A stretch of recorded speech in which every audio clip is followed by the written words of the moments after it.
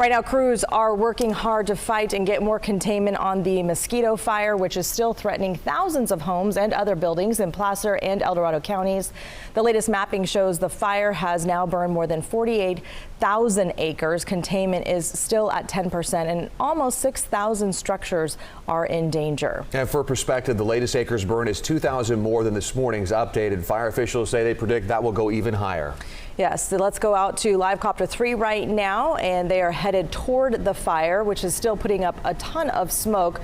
So we're going to see how close they can get. You can see we're pretty ways off right now, and looks very different than what we were seeing last week, but still a pretty clear layer right there in the middle of your screen of that smoke. At least we're able to see more blue sky above. Now, in the meantime, we have live team coverage for you. Chief Meteorologist Mark Finden standing by with where this fire is headed. Well, let's begin with KCRA 3's Lizzie Mitri live in Michigan Bluff this afternoon with a closer look at what crews are doing out there today. Lizzie. Yeah, right now we're seeing utility crews at work here in Michigan Bluff. If you remember, this is where the fire came through last week. So some of the utility crews now following up after the fire has gone past here now, moved northeast. As far as the conditions today, you can just see the thick smoke that has settled out in here. The good news is that's kept temperatures pretty cool throughout the afternoon. We even saw some rain on our drive a couple hours ago. Officials say the northeast part of the fire has been the most active. That's what they consider the head of the fire right now. We saw flames crawling along the brush and slowly climbing up trees off Deadwood Road from Forest Hill Road this afternoon. This is northeast of Michigan Bluff and Forest Hill, where people had to evacuate.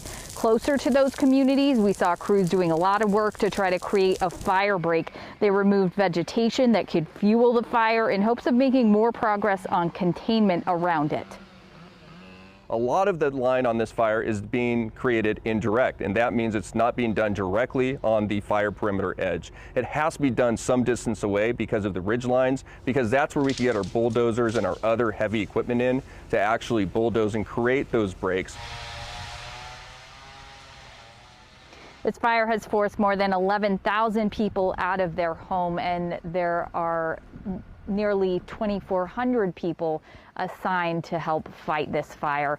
Live in Michigan Bluff, Lizzie Mitri, KCRA 3 News. All right, Lizzie, thanks for braving those conditions for us. We appreciate it. And we continue our team coverage right now with Chief Meteorologist Mark Finden tracking the growth and the direction of the fire, Mark. Yeah, and as Lizzie mentioned, we have been seeing growth, especially on the northeast side of the fire.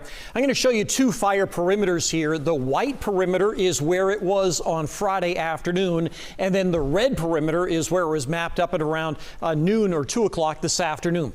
So I'm going to take you around the fire. It's over the weekend, we did see progress down the canyon, but this is down the hill from Forest Hill and down the hill from Volcanoville. They are trying to actively take out some of the fuel here so that if the wind picks up again, it doesn't go up the hill into Forest Hill. So that's why we've seen some growth there.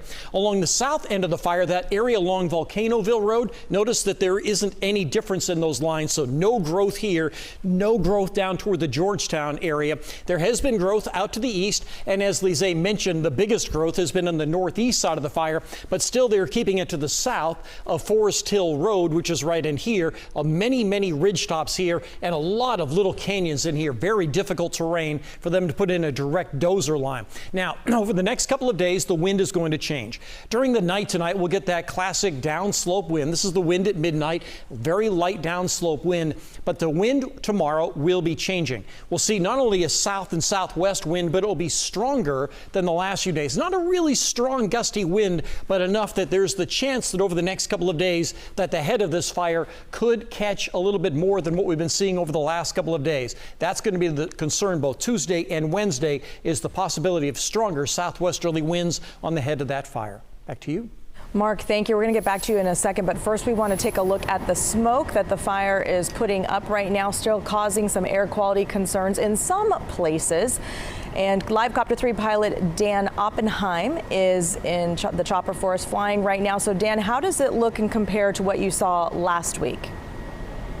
Well, the last time we were out here was on Friday, and though we still have dense smoke close to the fire, we have much better visibility.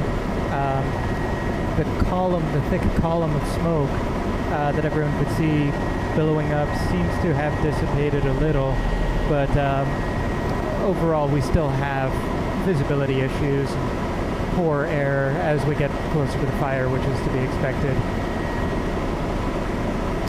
I know they couldn't fly any of their aircraft late last week because the smoke was so bad. Have they resumed the aerial attack, Dan?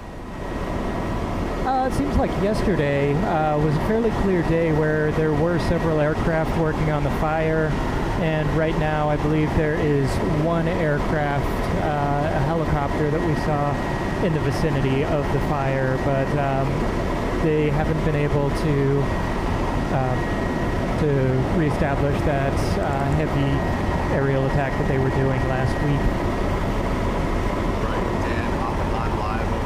Fire showing us the poor air quality today on this Monday. Thank you so much to you and our photojournalists up there in the sky. Let's go over now to Mark Finan for a look at where the smoke is going. Mark. So just about everywhere we've got some haze, and you can see that by the areas of yellow. It even extends down toward the Bay Area. So if you're in Sacramento, yeah, it's not great. It's certainly hazy, but if you look at the areas closer to the fire, the Interstate 80 corridor and into El Dorado County from between Highway 50 and Interstate 80, that is unhealthy air. The AQI here in many areas is up around 400 to 500. Yeah, it's just that thick choking smoke. You saw some of that where Lizette is. You go north of Highway 20 and it gets a little bit better, but not much. Now, as we go through the night tonight, we are going to see more of that wind pick up, and that will help to clear a lot of that out of the valley. And you'll notice that during the night tonight, the smoke dissipates somewhat. Now, tomorrow, with that stronger southwesterly wind, we should see much, much clearer skies over the valley and perhaps more of a well-defined plume of smoke that will be directed off toward the Reno area, as opposed to that widespread area of haze that we've had around the last couple of days. So it'll be interesting to see what that upcoming wind does to the fire itself. But what it'll do for the smoke is it'll clear out much of the valley and the lower foothills. Back to you.